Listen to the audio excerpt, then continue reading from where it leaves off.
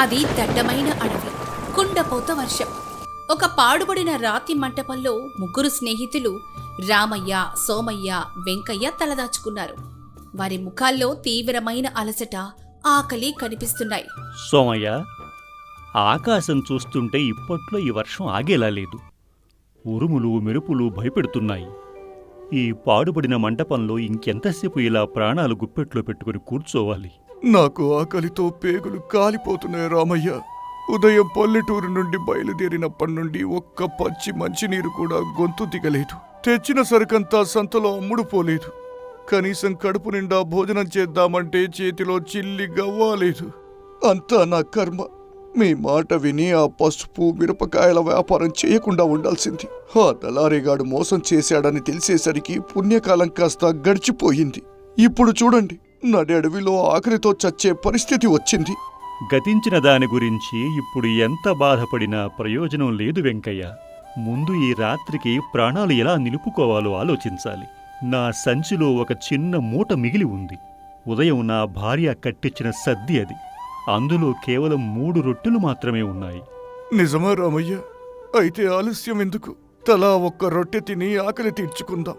ప్రాణాలు నిలిస్తే రేపటి ఉదయం ఏదో ఒక దారి చూసుకోవచ్చు కదా. అవును రామయ్య, వెంటనే ఆ మూటిప్పు. కళ్ళు బయలు కమ్ముతున్నాయి నాకు. సరే, ఇదిగో తీస్తున్నాను. కానీ ఇవి చాలా చిన్నవి. ఒక్కొక్కసారి ఒక్కొక్క రొట్టె ఏమాత్రం సరిపోదు. అయినా గత్యంతరం లేదు కాబట్టి సగం కడుపు అయినా నిండుతుంది. తీసుకోండి. ముగ్గురు ఆ 3 రొట్టెలు తినబోతూ ఉండగా వర్షంలో తడుచుకుంటూ, చలికి వణుకుతూ ఒక ముసలి సాధువు మంటపంలోకి వస్తాడు. ధర్మప్రభువులు, 3 రోజులుగా అన్నం మెతుకులేదు. కడుపులో క్రాంతి దహించుకుపోతుంది. వర్షంలో దారి తప్పి ఇటు వచ్చాను. మీ చేతిలో ఉన్న ఆహారంలో ఏమాత్రం చిన్న ముక్క అయినా ఈ ముసలివాడికి పెట్టి ప్రాణాలు నిలపండి. మీకు పుణ్యం దక్కుతుంది నాయనా. ఏమిటి, నీకు రొట్టె ముక్కివ్వాలా? ఉదయం నుండి మాకు గతి లేదు. ఉన్నవి 3 చిన్న రొట్టెలు. అందులో నీకు వాటా ఇస్తే మేము ఆకలితో చావాలా? పోపో, వేరే చోట అడుక్కోపో. సోమయ్య నిజమే చెప్పాడు స్వామి. మేము గొప్ప ధనవంతులం కాము. అప్పుల ఊబిలో కూరుకుపోయే, వ్యాపారంలో నష్టపోయే ఈ అడవిలో ప్రాణాలు అరచేతిలో పెట్టుకుని ఉన్నాం. మాకే దిక్కులేదు. ఇక మీకు ఎక్కడి నుండి దానం చేయాలి? అయ్యా, ఆకలి బాధపడుతున్న మీరు ఇంకొకరి ఆకలి బాధను అర్థం చేసుకోలేకపోతున్నారా? నేను రేపటి సూర్యోదయం వరకు బతికేలా లేను స్వామి. దయచేసి కనికరించండి. సోమయ్య, వెంకయ్య, అలా కఠినంగా మాట్లాడకండి. ఆయన వయసు మీరినవారు. పైగా చలికి తీవ్రంగా వణుకుతున్నారు. మనకు ఈ ఒక్క రొట్టె లేకపోయినా ఒకరోజు ఎలాగోలా ప్రాణాలు నిలబెట్టుకోగలం. కానీ ఆయన పరిస్థితి దయనీయంగా ఉంది. అయ్యా స్వామి, నా వాటా కింద ఉన్న ఈ మొదటి రొట్టె మీరు తీసుకోండి. నీకు పిచ్చి పట్టిందా రామయ్య? నీ రొట్టె అతనికిస్తే నువ్వు ఆకలితో చస్తావు. నీకు నీ ప్రాణాల మీద తీపి లేకపోయినా మమ్మల్ని వదిలే. నా రొట్టెని మాత్రం నేనే తింటాను. నా పరిస్థితి కూడా అంతే. నా ప్రాణం నాకు ముఖ్యం. రామయ్య, నీ దయాగుణానికి సంతోషం. కానీ నేను ఒక రొట్టెను మాత్రమే స్వీకరించాను. నాకు ఆ 3 రొట్టెలు కావాలి. ఏంటి, 3 కావాలా? ఎంత దురాశ నీకు! దురాశ కాదు నాయన. నేను అడిగినవి కనుక ఇస్తే మీ జీవితాలను మార్చే ఒక గొప్ప రహస్యాన్ని మీకు చెబుతాను. మీ అప్పులు, నష్టాలు, కష్టాలు అన్నీ తీరిపోయే ఒక మార్గాన్ని చూపుతాను. మీ ఆకలి మాయమైపోయేలా చేస్తాను. నమ్మకం ఉంటే ఆ 3 రొట్టెలు నాకివ్వండి. సోమయ్య, వెంకయ్య, ఆయన మాటల్లో ఏదో సత్యం ఉన్నట్లు అనిపిస్తోంది. ఎలాగూ మనం నష్టపోయి ఉన్నాం. ఈ ఒక్క పూట ఆకలిని ఓర్చుకుని ఆ 3 రొట్టెలు ఆయనకిచ్చి చూద్దాం. బాగా ఆలోచించు రామయ్య. ఆయన కేవలం మాయమాటలు చెబుతున్నట్లున్నాడు. రొట్టెలు తినే మనల్ని మోసం చేసి పారిపోతే? కానీ ఒకవేళ ఆయన చెప్పిందే నిజమైతే మన కష్టాలు తీరిపోయి మనకు అపారమైన సంపద దొరికితే ఆకలిని ఒక రాత్రి తట్టుకోవచ్చు, కాని దారిద్ర్యాన్ని జీవితాంతం తట్టుకోలేం కదా. సరే, నా రొట్టె కూడా ఇస్తున్నాను. మీ ఇద్దరూ ఇస్తున్నప్పుడు నేను మాత్రం ఎందుకు వెనుక అడుగు వేయాలి? ఇదిగో నా రొట్టె కూడా. స్వామి, ఈ 3 రొట్టెలు మీరే తీసుకోండి. ఇప్పుడు చెప్పండి, మా కష్టాలు ఎలా తీరుతాయి? సాధువు ఆ 3 రొట్టెలను తన చేతిలోకి తీసుకుని కళ్ళు మూసుకుని మౌనంగా ఏదో జపిస్తాడు. ఆ రొట్టెలు వింత కాంతితో మెరుస్తాయి. నాయనలారా, ఇప్పుడు ఈ 3 రొట్టెలు సాధారణమైనవి కావు. నేను వీటికి అద్భుతమైన శక్తులను ఆపాదించాను. వీటి పేరు నిజం రొట్టెలు. ఈ రొట్టెను చేతిలో పట్టుకుని ఎవరైతే నిజం చెబుతారో వారి మనసులోని కోరిక తక్షణమే తీరుతుంది. అంతేనా? అయితే వెంటనే నాకు నా రొట్టె తిరిగిచ్చేయి. నేను దాన్ని పట్టుకుని నా కోరిక తీర్చుకుంటాను. ఆగు సోమయ్య, తొందరపడకు. నా మాట పూర్తిగా విను. కోరిక తీరాలంటే ఒక నియమం ఉంది. ఈ రొట్టె చేతిలోకి తీసుకునే ముందు మీ జీవితంలో మీరు చేసిన అతిపెద్ద మోసాన్ని లేదా దాచిపెట్టిన అతిపెద్ద రహస్యాన్ని ఎలాంటి అబద్ధం కలపకుండా ఉన్నది ఉన్నట్లుగా బయటకు చెప్పాలి. అలా నిజం చెబితేనే కోరిక తీరుతుంది. ఒకవేళ అబద్ధం చెబితే లేదా వాస్తవాన్ని దాచిపెడితే వారు శాశ్వతంగా మాట పడిపోయి మూగవాళ్లుగా మారిపోతారు. ఒకసారి ఆలోచించుకోండి. స్వామి, ఇది చాలా కఠినమైన పరీక్షలా ఉందే. అవును రామయ్య, మానవుడి మనసులో నిజాయితీ ఉందో లేదో తెలుసుకోవడానికే ఈ పరీక్ష. ఎవరు ముందుగా ఈ రొట్టెను స్వీకరిస్తారు? నేను స్వీకరిస్తాను స్వామి. నాకు నా కోరిక తీరటం చాలా ముఖ్యం. మూగవాడిగా మారినా పర్వాలేదు, కాని పేదవాడిగా మాత్రం బతకలేను. ఇవ్వండి మొదటి రొట్టె. తీసుకో సోమయ్య. ఇప్పుడు చెప్పు, నీ జీవితంలో నువ్వు చేసిన అతిపెద్ద మోసమేమిటి? నీ మనసులోని రహస్యమేమిటి? నేను నిజం చెబుతున్నాను స్వామి. రామయ్య, నన్ను క్షమించు. గత సంవత్సరం నీ పత్తి పంటకు అసలు తెగులు రాలేదు. నేనే నీ మీద అసూయతో రాత్రికి రాత్రి నీ పొలంలో నాశనం చేసే మందులు చల్లాను. నువ్వు నష్టపోతే ఆ ఊరిలో నేను గొప్ప రైతుగా ఎదుగుతానని నా దురాశ. అలాగే మొన్న సంతలో నీకు రావాల్సిన లాభాన్ని దళారితో కుమ్మక్కై నేనే తీసుకున్నాను. ఇదే నా జీవితంలో నేను చేసిన అతిపెద్ద మోసం. నా మనసులోని కోరిక ఏమిటంటే నాకు అనంతమైన బంగారం కావాలి. నేను ఈ దేశంలోనే అందరికంటే గొప్ప ధనవంతుడిని కావాలి. వెంటనే అతని చేతిలో ఉన్న సంచి బరువుగా మారుతుంది. అందులో చూసుకోగానే అంతా బంగారు నాణేలుంటాయి. నా కోరిక తీరింది. నేను ధనవంతుడినయ్యాను. చూశారా రామయ్య, వెంకయ్య, నా నిజం నన్ను కోటీశ్వరుణ్ణి చేసింది. సోమయ్య, నమ్మిన స్నేహితుడికి ఇంత ద్రోహం చేస్తావా? నీ వల్ల నేను నా పొలాన్ని అమ్ముకునే పరిస్థితికి వచ్చాను. అయినా నీకు శిక్ష పడకుండా ఇలా బంగారం రావడమేంటి స్వామి? ఇదా మీ ధర్మం? రామయ్య, నేను న్యాయాన్యాయాలు తీర్చేవాడిని కాదు. నా నియమం ప్రకారం అతను నిజం చెప్పాడు. నేను ప్రతిఫలాన్నిచ్చాను. పాపపుణ్యాల లెక్క కాలం చూసుకుంటుంది. ఇప్పుడు 2వ రొట్టె వంతు ఎవరు వస్తారు? నేనొస్తాను సామె. సోమయ్య చెప్పిన నిజం కంటే నా నిజం ఇంకా పెద్దదే. నాకు 2వ రొట్టె ఇవ్వండి. తీసుకో వెంకయ్య. భయం లేకుండా నీ రహస్యాన్ని వెల్లడించు. సోమయ్య, నువ్వు రామయ్య పొలం పాడు చేసినావు. అది ఒక వ్యక్తికి చేసిన ద్రోహం. కానీ నేను ఊరికే ద్రోహం చేశాను. 3 ఏళ్ల క్రితం మన ఊరి చెరువు కట్ట తెగిపోయినప్పుడు పట్నం నుండి వచ్చిన విరాళాల డబ్బును పంచాల్సిన బాధ్యత ఊరి పెద్దలు నాకు అప్పచెప్పినారు. కానీ నేను ఆ డబ్బులో సగానికి సగం దొంగిలించి లెక్కలు తప్పు చూపించినాను. ఆ డబ్బుతోనే పట్నంలో రహస్యంగా స్థలాలు కొన్నాను. ఆ పాపం వల్ల చాలామంది రైతులు నష్టపోయినారు. ఇదే నా అసలైన నిజం.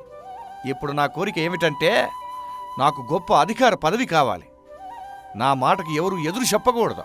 వెంటనే అతని వస్త్రాలు మారిపోయి గొప్ప పట్టు వస్త్రాలు, చేతికి ఉంగరాలు వస్తాయి. అతని ముఖంలో ఒక రకమైన గర్వం కనిపిస్తుంది. చూశారా, నా కల నెరవేరింది. నేనిక సామాన్యుని కాదు. నా నిజం నన్ను అధికారంలో కూర్చోబెట్టింది. వెంకయ్య, నువ్వు కూడా ఇంత నీచుడివి అనుకోలేదు. ఊరి ప్రజల కడుపు కొట్టి సంపాదించిన డబ్బుతో పదవిని అడుగుతావా? మీకు అసలు మనస్సాక్షి ఉందా? స్నేహం పేరుతో నా పక్కన ఉంటూ ఇంత మోసాలకు పాల్పడ్డారా?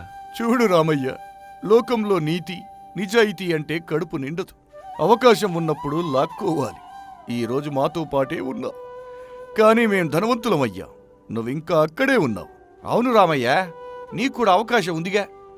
ఆ 3వ రొట్టె తీసుకొని ఏదైనా ఒక అబద్ధం లేదా మోసం చెప్పి నువ్వు కూడా అద్భుతాలు అడుగు. రామయ్య, ఇద్దరూ వారి రహస్యాలు చెప్పారు. వారు అడిగింది పొందారు. ఇప్పుడు ఈ 3వ రొట్టె నీదే. తీసుకో నాయనా. నీ జీవితంలో నువ్వు చేసిన గొప్ప మోసమేమిటో చెప్పి నీ కోరిక ఏంటో అడుగు. స్వామి, మీరు నన్ను క్షమించాలి. నా జీవితంలో నేను ఎవరినీ మోసం చేయలేదు. ఒకరికి అన్యాయం చేసి నేను బాగుపడాలి అని ఏ రోజు కలలు కూడా కనలేదు. నా భార్య పస్తులు ఉన్నా ఇతరులకు సహాయం చేయడమే నా ధర్మం అనుకున్నాను. నాకంటూ దాచిపెట్టడానికి ఏ రహస్యాలు లేవు. నా మనసంతా తెరిచిన పుస్తకమే. కాబట్టి నేను నిజం చెప్పి ఈ రొట్టెను తీసుకునే అర్హత నాకు లేదు. మీరు ఈ రొట్టెను మీరే ఉంచుకోండి. కాని ఒక చిన్న మనవి. ఏమిటి రామయ్య నీ మనవి? నా స్నేహితులు చేసిన తప్పులకు మీరు వరాలు ఇచ్చారు. కాని ఆ వరాలు వారికి, ఈ ఊరికి శాపం కాకూడదు. నాకంటూ కోరిక లేదు, కాని నా ఊరు పచ్చగా ఉండాలి. నా కష్టం నాకు దక్కాలి. నా చేతుల్లో బలం ఉన్నంతకాలం నేను కష్టపడి పనిచేస్తాను. నాకు ఎలాంటి మాయా వరాలు వద్దు. నా రొట్టెను నేను స్వీకరించను. సాధువు బిగ్గరగా నవ్వుతాడు. అతని నవ్వు మంటపంలో ప్రతిధ్వనిస్తుంది. శభాష్ రామయ్య, నీ నిజాయితీకి, నీ స్వచ్ఛమైన మనసుకు మెచ్చాను. సోమయ్య, వెంకయ్య, మీ వైపు ఒకసారి చూసుకోండి. సోమయ్య చేతిలోని బంగారు నాణాల సంచి అకస్మాత్తుగా రాళ్లగా మారిపోతుంది. వెంకయ్య ఒంటిపై ఉన్న పట్టు వస్త్రాలు మాయమై పాత చిరిగిన బట్టలు వస్తాయి. ఏమిటిది స్వామి? నా బంగారం అంతా రాళ్లుగా మారిపోయింది. నా అధికార దర్పం ఏమైందే? నా వస్త్రాలు మాయమయ్యాయి. మీరు మమ్మల్ని మోసం చేసినారు. నేను మిమ్మల్ని మోసం చెయ్యలేదు. మీ దురాశ మిమ్మల్ని మోసం చేసింది. నేను మీకిచ్చినవి మాయారొట్టెలు కావు. అవి కేవలం రామయ్య సంచిలో ఉన్న సాధారణమైన 3 రొట్టెలు మాత్రమే. నేను ఎలాంటి వరాలు ఇవ్వలేదు. అదేమిటి? మరి ఇందాక మాకు బంగారం, వస్త్రాలు ఎలా వచ్చాయి? అదంతా నా మాయాజాలం. మానవుల మనస్సులో దాగి ఉన్న క్రూరత్వాన్ని, స్వార్థాన్ని, పాపాలను బయటికి తీయడానికి నేను ఆడిన ఒక చిన్న నాటకమిది. మీరు చేసిన తప్పులు మీ నోటి ద్వారానే చెప్పించడానికి నేను ఈ వల పన్నాను. ఆకలి బాధలో ఉన్నా సరే ఎదుటివారికి సహాయం చేయాలనే గుణం రామయ్యలో ఉంది. కానీ మీలో స్వార్థం నిండి ఉంది. అంటే మేం చేసిన పాపాలు? అవును వెంకయ్య, మీ నిజస్వరూపం ఈరోజు రామయ్యకు తెలిసిపోయింది. మీరు చేసిన తప్పులకు చట్టపరంగా, ధర్మపరంగా శిక్ష అనుభవించక తప్పదు. మీ పాపాలను అంగీకరించి ప్రాయశ్చిత్తం చేసుకోండి. రామయ్య, నీకు ఎలాంటి వరం అవసరం లేదు. నీ నిజాయితీ, నీ కష్టమే నిన్ను కాపాడుతాయి. నీ వ్యవసాయం మళ్లీ లాభాల బాట పడుతుంది. ఎందుకంటే నీ మార్గంలో ఇక నుంచి ఇలాంటి కుట్రదారులు ఉండరు. సాధువు ఆ సాధారణమైన 3 రొట్టెలను రామయ్య చేతికి ఇస్తాడు. రామయ్య, ఈ రొట్టెలు నీవే. మీ ముగ్గురు సమానంగా పంచుకొని ఆకలిని తీర్చుకోండి. కాని రేపటి నుండి ఎవరి దారి వారిదే. స్వార్థపరులతో ఎప్పుడూ స్నేహం చెయ్యకు. ధన్యవాదాలు స్వామి. మా కళ్ళు తెరిపించారు. ఆకలి అనేది మనిషి సహనాన్ని మాత్రమే కాదు, వాడి నైజాన్ని కూడా బయటపెడుతుంది అని ఈరోజు నాకు అర్థమైంది. నన్ను క్షమించు రామయ్య. నా తప్పును నేను తెలుసుకున్నాను. ఇకపై నిజాయితీగా బతుకుతాను. నేను కూడా ఊరు ప్రజల డబ్బు తిరిగిచ్చేసి శిక్ష అనుభవిస్తాను. మమ్మల్ని క్షమించు. వర్షం నెమ్మదిగా తగ్గుముఖం పడుతుంది. సాధువు ఆ మంటపం నుంచి చీకట్లోకి మాయమైపోతాడు. ముగ్గురు తమ ముందు ఉన్న ఆ 3 రొట్టెల్ని చూస్తూ జీవితంలో నిజాయితీకి మించిన సంపద లేదని తెలుసుకుంటారు. అది 1900వ సంవత్సరం. పచ్చని అడవుల మధ్య ప్రకృతి వడిలో ప్రశాంతంగా ఉన్న ఒక పల్లెటూరు ధర్మపురి. ఆ ఊరిలో అంతా 50 ఏళ్లు పైబడిన పెద్దవారే నివసిస్తుంటారు. అక్కడ అందరికీ వ్యవసాయమే ఆధారం. వారు పండించేది పూర్తిగా ప్రకృతి వ్యవసాయం. ఎలాంటి కృత్రిమ ఎరువులు లేకుండా ఆవు పేడతో, ఆకుల కంపోస్టుతో వారు పండించే పంటలు అమృతంలా ఉంటాయి. ఆ ఊరి ప్రజలకు కల్లా కపటం తెలీదు. ఎవరైనా ఆపదలో ఉంటే తమ ప్రాణాలు ఇచ్చైనా సాయం చేస్తారు. ఆ ఊరికి ఆమడ దూరంలో కనకపురం అనే పెద్ద ఊరు ఉంది. అక్కడ గజపతిరాజు అనే జమీందారు ఉన్నాడు. అతనికి డబ్బంటే విపరీతమైన గర్వం. ప్రపంచంలో దేన్నైనా తన డబ్బుతో కొనగలను అనే అహంకారం. ఒకరోజు ధర్మపురి గ్రామంలో పండే పంటల గురించి, అక్కడి సారవంతమైన భూముల గురించి గజపతిరాజుకు తెలిసిందే. ఎలాగైనా ఆ ఊరిని మొత్తం తక్కువ ధరకు కొనేసి ఆ పచ్చని ప్రకృతిని నాశనం చేసి లాభాలు గడించాలని నిర్ణయించుకున్నాడు. ఒకరోజు ఉదయం తన నమ్మకస్తుడైన పనివాడు రంగాను పిలిచాడు. గజపతిరాజు గర్వంగా మీసాలు మెలేస్తూ, ఒరే రంగా, ఆ అడవి అవతల ఉన్న ధర్మపురి భూములు ఎంతో సారవంతమైనమాట. ఆ ఊళ్ళో అంతా అమాయకులైన ముసలివాళ్లేనట. ఎలాగైనా ఆ ఊరిని మొత్తం నా సొంతం చేసుకోవాలి. ఇదిగో ఈ సంచిలో 500 వెండి నాణేలు ఉన్నాయి. ఆ పల్లెటూరి వాళ్లకు 500 చూపిస్తే ఊరికి ఊరే నా కాళ్ల ముందు పెడతారు. పదా బయలుదేరు. చిత్తందరగారు, కానీ ఆ ఊరికి వెళ్ళాలంటే దట్టమైన అడవి గుండా వెళ్ళాలి. దారిలో క్రూర మృగాలు ఉంటాయట. బండి వెళ్ళడానికి కూడా సరైన దారి లేదు. నడుచుకుంటూనే వెళ్ళాలి దొరగారు. నా దగ్గర అంత డబ్బున్నప్పుడు నా ప్రాణానికి ఏం భయం రాదురా వెర్రివాడా. నువ్వు సంచి పట్టుకుని నా వెనకాలేరా, అంతే. ఇద్దరూ అడవిదారిలో నడక సాగించారు. అడవి చాలా దట్టంగా ఉంది. మధ్యాహ్నం సమయానికి వారు అడవి మధ్యలోకి చేరుకున్నారు. కీచురాళ్ల శబ్దం తప్ప ఏమీ వినిపించడం లేదు. సరిగ్గా అప్పుడే ఒక పొద్దచాటు నుంచి ఒక పెద్ద ఎలుగుబంటి గుర్రుమంటూ వారి ముందుకు వచ్చింది. దాన్ని చూడగానే రంగాకి వణుకు పుట్టింది. అమ్మో, ఈ ఎలుగుబంటి దొరగారు, మన పని అయిపోయింది. నన్ను క్షమించండి దొరగారు, నా ప్రాణాలు నేను దక్కించుకుంటాను. అలా చెప్పి రంగా గజపతిరాజు ఇచ్చిన 500 వెండి నాణాల సంచిని చేతిలోనే పట్టుకుని దొరగారిని అక్కడే వదిలేసి వెనక్కి పరుగందుకున్నాడు. ఒరే ద్రోహి, నన్ను వదిలేసిపోతావా? పోనీ ప్రాణభయంతో పోతున్నావా? కనీసం ఆ డబ్బు సంచి ఇక్కడ పడేసిపోరా. ఎలుగుబంటి గజపతిరాజు వైపు అడుగులు వేస్తోంది. డబ్బుతో ఎలుగుబంటిని కొనలేడని అతనికి అర్థమైంది. ప్రాణభయంతో గజపతిరాజు ఏ దారి దొరికితే ఆ దారి పిచ్చివాడిలా పరిగెత్తాడు. ముళ్ళుగుచ్చుకుంటున్నా, బట్టలు చిరిగిపోతున్నా ఆగకుండా పరిగెత్తాడు. అలా అడవిలో దారి తప్పి తినడానికి తిండి, తాగడానికి నీరు లేకుండా 3 రోజుల పాటు నరకం అనుభవించాడు. 4వ రోజు సాయంత్రానికి స్పృహ కోల్పోయే స్థితిలో ధర్మపురి గ్రామం పొలిమేరలకు చేరుకుని ఊరి పెద్ద ఆనందరావు ఇంటి ముందు కుప్పకూలిపోయాడు. ఆనందరావు, ఆయన పక్కింటి సుబ్బయ్య పరిగెత్తుకుంటూ వచ్చారు. ఏమయ్యా పెద్దాయనా, ఎవరో తెలియదు కాని ప్రాణాలు అరచేతిలో పెట్టుకుని వచ్చావు. ముఖమంతా గీసుకుపోయి ఉంది. సుబ్బయ్య, త్వరగా నీళ్లు తీసుకురా. సుబ్బయ్య నీళ్లు తీసుకువచ్చి గజపతిరాజు ముఖం మీద చల్లాడు. సీతమ్మ వేడివేడి గంజి తీసుకువచ్చి అతనికి తాగించింది. గంజి తాగిన తర్వాత గజపతిరాజుకు కాస్త ప్రాణం లేచి వచ్చింది. ఎవరు బాబు మీరు?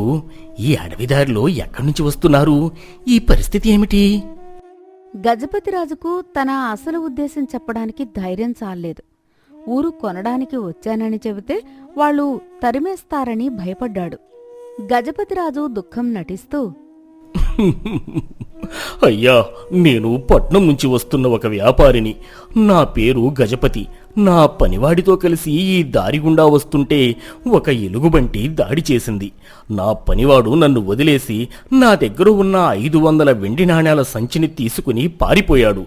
నా దగ్గర ఇప్పుడు చిల్లి గవ్వలేదు. అప్పుల వాళ్లకు నేను ఏమి చెప్పాలో అర్థం కావడం లేదు. నా బతుకు నాశనమైపోయింది. అయ్యో, ఎంత ఘోరం జరిగిపోయింది గజపతిరాజు గారు. ప్రాణాలు దక్కాయి. అదే 10,000. డబ్బు పోతే మళ్ళీ సంపాదించుకోవచ్చు. ముందు మీరు లోపలికి వచ్చి విశ్రాంతి తీసుకోండి. చీకటి పడింది. మీ కష్టం గురించి రేపు ఆలోచిద్దాం. రాత్రైంది. గజపతిరాజుకు కమ్మటి భోజనం పెట్టి పడుకోబెట్టారు. కాని ఆనందరావుకు మాత్రం నిద్రపట్టలేదు.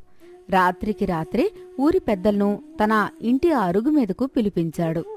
చూశారు కదా పెద్దలారా, ఈ గజపతిరాజు గారు ఎంతో దూరం నుంచి వచ్చారు. ఆస్తి అంతా పోగొట్టుకుని దిక్కుతోచని స్థితిలో మన ఊరి అరుగుకు చేరారు. 500 నాణేలు అంటే చిన్న మొత్తం కాదు. మన ఊరికి వచ్చిన అతిథి కన్నీళ్లతో వెళ్లడం మన ధర్మపురికే అవమానం. ఆయనకు మనం అండగా నిలబడాలి.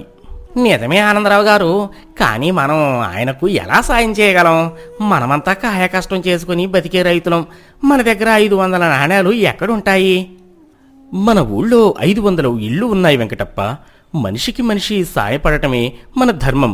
కానీ మన దగ్గర దాచిన ధనం లేదు. అందుకే రేపు ఒక రోజంతా మన ఊళ్ళో ఎవరూ తమ సొంత పనులు చేసుకోకూడదు. ముసలివాళ్లమైనా సరే అందరం అడవికి వెళ్లి చెమటోడ్చి కట్టెలు కొట్టి పక్క ఊరి సంతలో అమ్మి తలా ఒక వెండి నాణెం సంపాదించి తీసుకురావాలి. అతిథి దేవుడితో సమానం కాబట్టి దేవుడి పేరు మీద మన గుడి తరపున ఒక నాణెం కలుపుదాం. ఆయన కష్టం తీరుతుంది. మీరేమంటారు? అక్కడున్న వాళ్లందరూ ఆనందరావు మాటకు ఏకగ్రీవంగా అంగీకరించారు. మరుసటి రోజు ఉదయం సూర్యుడు రాకముందే ఊరిలో ఉన్న వృద్ధులంతా గొడ్డళ్లు పట్టుకుని అడవికి బయలుదేరారు. ఎండ మండుతున్నా లెక్క చేయకుండా వయస్సు మీద పడిన ఆయాసాన్ని దాచుకుంటూ కట్టెలు కుట్టారు. ఆ మోపులను భుజాన వేసుకుని కోసుల కొద్దీ దూరం నడిచి పక్క ఊరి సంతలో అమ్మారు. జమీందారుగా ఎప్పుడూ ఏ పనీ చేయని గజపతిరాజు అరుగుమీద కూర్చొని ఆ వృద్ధులు తన కోసం పడుతున్న ఆ కష్టాన్ని చూస్తూ ఆశ్చర్యపోయాడు. సాయంత్రానికి అందరూ తలా ఒక వెండి నాణెం తీసుకుని ఊరికి తిరిగి వచ్చారు. మరుసటి రోజు ఉదయం ఆనందరావు ఊరి పెద్దలు గజపతిరాజు దగ్గరికి వచ్చారు. ఆనందరావు చేతిలో ఒక పట్టుకండువా ఉంది. గజపతి గారు, ఈ నాణేలు మాకు ఊరికే రాలేదు. నిన్న రోజంతా ఈ ముసలివాళ్లంతా తమ రక్తాన్ని చెమటగా మార్చి తెచ్చిన నాణేలు ఇవి. మీరు పట్నం వ్యాపారి కావచ్చు, కానీ మా ఊరి ప్రజల కష్టాన్ని మీరు ఊరికే తీసుకోవడానికి వీల్లేదు. మీలోని ఆత్మగౌరవాన్ని పక్కన పెట్టి మీరు ఈ ఊరి వీధి వెంబడి నడుస్తూ ప్రతి గడప దగ్గర జోలె పట్టాలి. వారు తమ చేతులతో మీ జోలెలో ఆ నాణేను వేస్తారు. ఒక యాచకుడిలా దీన్ని స్వీకరిస్తేనే మీరు దీనికి అర్హులు. డబ్బుతో దేన్నైనా కొనగలను అనే అహంకారంతో ఉన్న గజపతిరాజుకు ఆ మాటలు చెవిలో సీసం పోసినట్లు అయ్యాయి. కాని వారి కష్టం ముందు తన గర్వం తలవంచక తప్పలేదు. తన మెడలో ఉన్న ఖరీదైన కండవాను తీసి ఒక జోలెలా పట్టుకున్నాడు. గజపతిరాజు కన్నీళ్లు కారుస్తూ మొదటి ఇంటి గడప దగ్గరకు వెళ్ళి, తల్లి, నేను ఆపదలో ఉన్నాను, నన్ను ఆదుకోండి. భవతీ భిక్షాం దేహి. అలా గజపతిరాజు ఆ ఊరిలోని 500 ఇళ్ల ముందు నిలబడి జోలెపట్టాడు. ఏ ఎండకు వానకు తడవని జమీందారు ఆ మండుటెండలో వట్టి కాళ్లతో నడుస్తూ ప్రతి ముసలవాడి కాళ్ల ముందు నిలబడి అడిగితే వారు ఎంతో ప్రేమగా ఆప్యాయంగా తాము కష్టపడి సంపాదించిన ఒక్కో వెండి నాణాన్ని ఆ జోలులో వేశారు. ఆ జోలె బరువు పెరుగుతున్న కొద్దీ గజపతిరాజు గుండెల్లోని అహంకారం బరువు తగ్గిపోసాగింది. చివరికి 501 నాణాలు పోగయ్యాయి. ఆ జోలును పట్టుకుని ఆనందరావు కాళ్ల ముందు మోకరిల్లాడు గజపతిరాజు. అతనికి మాటలు రావడం లేదు, ఏడుపు తన్నుకు వస్తోంది. గజపతిరాజు గద్గద స్వరంతో కన్నీళ్లతో 2 చేతులూ జోడించి, నేను వ్యాపారిని కానయ్యా ఆనందరావు గారు, నేను ఒక రాక్షసుడిని. నిన్న నేను మీకు అబద్ధం చెప్పాను. నేను కనకపురం జమీందారును. మీ ఊరిని, మీ భూములను నా డబ్బుతో కొనేసి మీ అందరినీ తరిమేయాలని 500 నాణేలు పట్టుకుని వచ్చాను. నా గర్వం వల్ల ప్రకృతి నన్ను శిక్షించింది. కానీ నా చేతిలో చిల్లి గవ్వలేనప్పుడు మీరు నాకు అన్నం పెట్టారు. మిమ్మల్ని వీధిన పడేద్దామని వచ్చినా నా కోసం మీరంతా 500 ఇళ్ళు ఏకమై మీ రక్తాన్ని ధారపోసి నాకు తిరిగి అదే 500 ఇచ్చారు. నా చేత ఈ జోలె పట్టించి నాలోని అహంకారాన్ని పూర్తిగా చంపేశారు. ఊరి జనులంతా గజపతిరాజు మాటలు విని నిశ్చేష్టులయ్యారు. గజపతిరాజు ఏడుస్తూ కొనసాగిస్తూ, నన్ను క్షమించండి ఆనందరావు గారు. నా డబ్బు గర్వం ఎంత పనికిమాలినదో ఇవాళ మీ పల్లెటూరి ప్రజలు నాకు నిరూపించారు. ప్రపంచాన్ని మొత్తం డబ్బుతో కొనొచ్చు అనుకున్నాను, కానీ మీ స్వచ్ఛమైన ప్రేమను, చెమటను ఏ డబ్బు కొనలేదని ఇవాళ తెలుసుకున్నాను. ఈ జోలెలోని నాణేలు నాకు గుణపాఠం లాంటివి. మీరు నాకు ప్రాణదానం చేశారు. దానికి బదులుగా ఈ నాణేలను మీ ఊరి గుడి అభివృద్ధికి కానుకగా ఇస్తున్నాను. దయచేసి నన్ను మన్నించండి. ఆనందరావు చిరునవ్వుతో ఆప్యాయంగా, గజపతి గారు, మనిషికి మరణం ఒకసారే వస్తుంది, కానీ అహంకారం చనిపోయిన రోజు మనిషికి పునర్జన్మ లభిస్తుంది. మీ తప్పుని మీరు తెలుసుకున్నారు. అంతకంటే కావాల్సింది ఏముంది? ఈ పల్లెటూరు ఎవరినీ శత్రువుగా చూడదు. ఈ మట్టికి క్షమించే గుణమే తెలుసు. వెళ్ళిరండి బాబు. గజపతిరాజు ఆ ఊరి ప్రజలందరికీ పాదాభివందనం చేసి పట్నానికి తిరిగి వెళ్ళాడు. కాని అక్కడ జమీందారీ భవనంలో అతనికి మనశ్శాంతి కరువైంది. డబ్బును చూసిన ప్రతిసారి ధర్మపురి వృద్ధులు అడవిలో పడిన కష్టం గుర్తుకొచ్చేది. వారం రోజులు తిరిగేసరికి గజపతిరాజు ఒక సంచలన నిర్ణయం తీసుకున్నాడు. తన ఆస్తులన్నింటినీ పేదలకు, అనాథలకు దానం చేసేశాడు. 100 ఎకరాల భూములను రైతులకే రాసిచ్చాడు. తన భార్య తీసుకుని సామాన్యమైన బట్టలు కట్టుకుని ఒక చిన్న ఎద్దుల బండి మీద ధర్మపురి గ్రామానికి చేరుకున్నాడు. ఆనందరావు ఇంటి ముందు బండి దిగాడు. గజపతిరాజు ఎంతో ప్రశాంతమైన ముఖంతో, ఆనందరావు గారు, జమీందారు గజపతి ఆనాడే ఆ జోలెతో పాటు చనిపోయాడు. నా ఆస్తులు నాకు మనశ్శాంతిని ఇవ్వలేదు. నేను కూడా మీ ఊరి మట్టిలో కలిసిపోయి ఒక సాధారణ రైతుగా బతకాలని నా కుటుంబాన్ని తీసుకుని వచ్చేశాను. నాకు కాస్త ఆశ్రయమిస్తారా? ఆనందరావు ఊరి జనాలు ఎంతో సంతోషంతో ఆయన్ని హక్కున చేర్చుకున్నారు. ఊరి చివర ఉన్న ఒక చిన్న పూరి గుడిసెను గజపతిరాజు కుటుంబానికి ఇచ్చారు. ఆ తర్వాత కొన్ని రోజులకు ఉదయాన్నే సూర్యోదయానికి ముందే కోడి కూసింది. పంచెను పైకి కట్టి భుజాన నాగలు వేసుకున్నాడు. గజపతిరాజు ఎద్దులను తోలుకుంటూ తన పొలానికి బయలుదేరాడు. దారిలో అరుగు మీద కూర్చొని ఉన్న వృద్ధులను చూసి ఆగాడు. గజపతిరాజు చేతులు జోడించి ఆప్యాయంగా నవ్వుతూ, ఏమయ్యా సుబ్బయ్య, పొలానికి వస్తున్నావా? ఆనందరావు గారు నమస్కారం. ఇవాళ నా పొలంలో విత్తనాలు వేస్తున్నాను.